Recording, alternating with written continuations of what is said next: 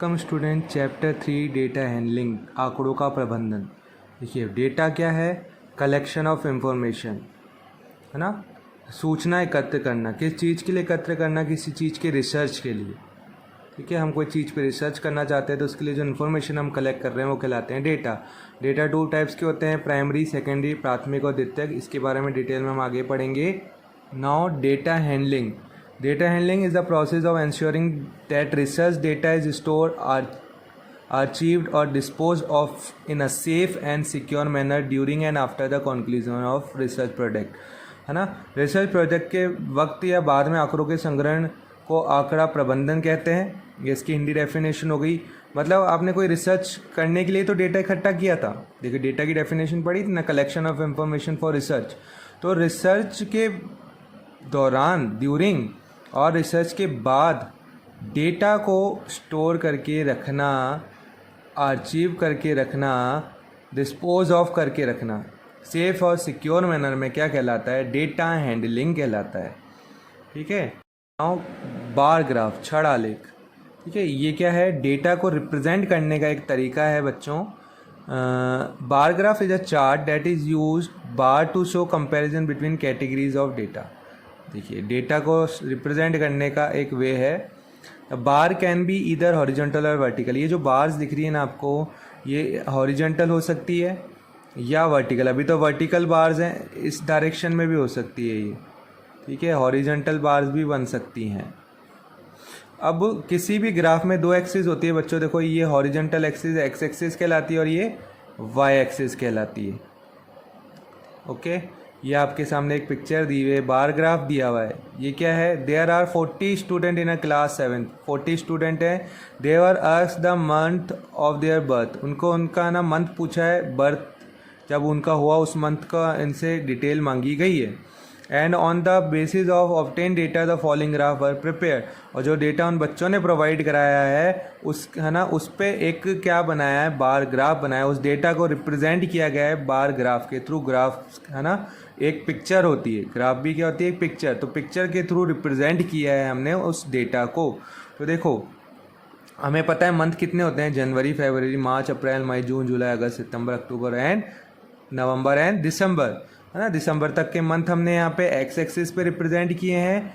और जनवरी में जितने बच्चे हुए हैं, ये जो बार है ना वहाँ तक ही जाएगा। इस बार की फ्रीक्वेंसी कहाँ तक जाएगी? जितने नंबर ऑफ स्टूडेंट जनवरी में हुए हैं। तो देखो नंबर ऑफ स्टूडेंट को वाई एक्सिस रिप्रेजेंट कर रही है।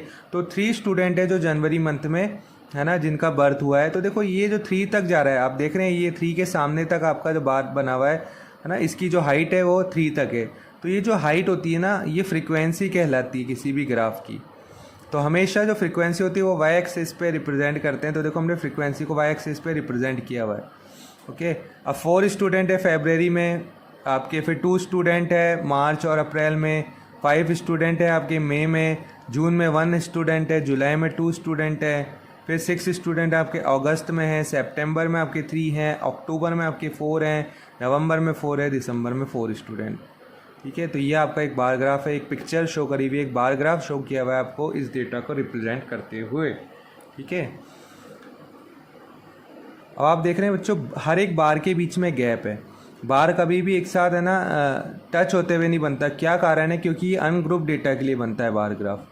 ठीक है, और जब ग्रुप में कोई डेटा होता है उसके लिए आपके हिस्टोग्राम बनता है। हिस्टोग्राम में और इसमें क्या फ़र्क है? देखिए हिस्टोग्राम हमेशा ग्रुप डेटा के लिए बनता है तो इनके बीच में कोई गैप नहीं आती, तो ये टच करते हुए बनता है ना। बट बार ग्राफ के अंदर आपके हर एक बार के बीच में प्रॉपर गैप होती है। देखिए इक्वल इक्वल एक जैसी गैप है, हर बार के बाद एक जैसी गैप है। ओके, ये आपको डबल बार ग्राफ दिया हुआ है। देखो बच्चों, सो यहाँ 2 डेटा आपके रिप्रेजेंट किए। देखो एक तो पहले क्वेश्चन पढ़ते हैं। Conclusion of survey of class is given below. The data represent the favourite game of student. Favourite game दिए हुए स्टूडेंट के kho kho, kabaddi, football, cricket, hockey. देखना किस किस को पसंद है। खो खो 6 स्टूडेंट को, 4 को पार्टिसिपेट करना पसंद है ना। तो यहाँ 2 डेटा हैं, एक खेलने वाले और एक देखने वाले। तो देखने वालों को वाइट बार ग्राफ से और ब्लू वाला पार्टिसिपेंट जो हैं तो पार्टिसिपेटिंग कर रहे हैं इन गेम में उनका। तो देखो 6 तो स्टूडेंट है, खो खो देखते हैं और 4 लाइक करते हैं, है ना। 8 कबड्डी देखते हैं और खेलते कितने हैं 7 स्टूडेंट। 8 फुटबॉल देखते हैं और 6 खेलते हैं। 12 क्रिकेट देखते हैं और 10 खेलते हैं। 6 हॉकी देखते हैं और 2 खेलते हैं। तो ये डबल डेटा शो किया गया है, तो इसलिए इन्हें डबल बार ग्राफ से बनाया गया है। ठीक है। नेक्स्ट टॉपिक है बच्चों कलेक्शन ऑफ डेटा, आंकड़ों का संग्रहण करना। ठीक है।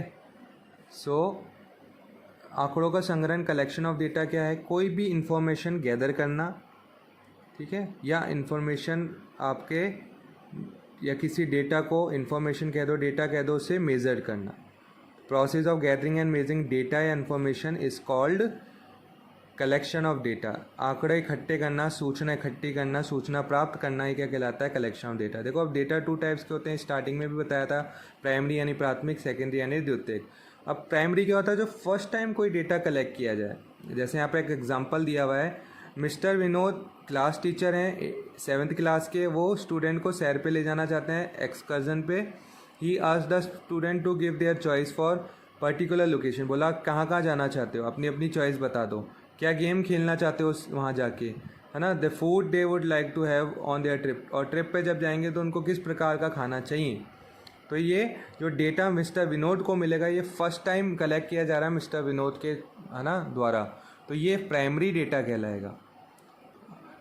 जैसे एक कार रेस हो रही है, इसमें 10 कार आपके ना रेसिंग में पार्टिसिपेट कर रही हैं।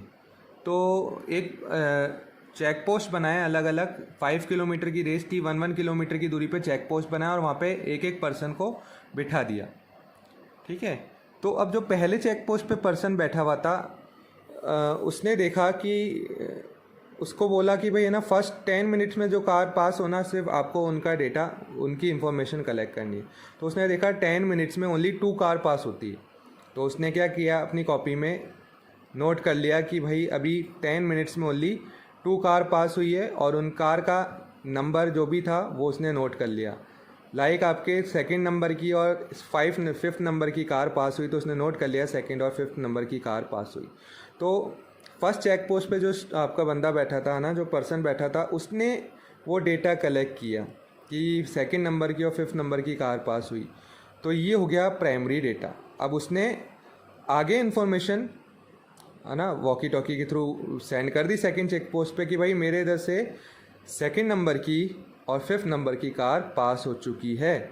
और ये इन्फॉर्मेशन उसने किसको दे दी? नेक्स्ट चेक पोस्ट वाले को। तो फर्स्ट वाले से 2nd चेक पोस्ट वाले को इन्फॉर्मेशन मिली, तो ये कहलाता है सेकेंडरी डेटा। यानी प्राइमरी डेटा से इन्फॉर्मेशन मिले वो सेकेंडरी डेटा कहलाता है, और प्राइमरी डेटा खुद क्या है? जो फर्स्ट टाइम इन्फॉर्मेशन कलेक्ट करी गई है। जैसे मिस्टर विनोद कलेक्ट कर रहे हैं, तो ये मिस्टर विनोद के लिए प्राइमरी डेटा है, और मिस्टर विनोद अगर उस डेटा को आगे किसी को दे देंगे तो फिर वो सेकेंडरी डेटा बन जाएगा। जैसे हम न्यूज़पेपर के अंदर न्यूज़ पढ़ते हैं ना, तो न्यूज़ कौन गैदर करता है, कौन कलेक्ट करता है? जो आपके जर्नलिस्ट है।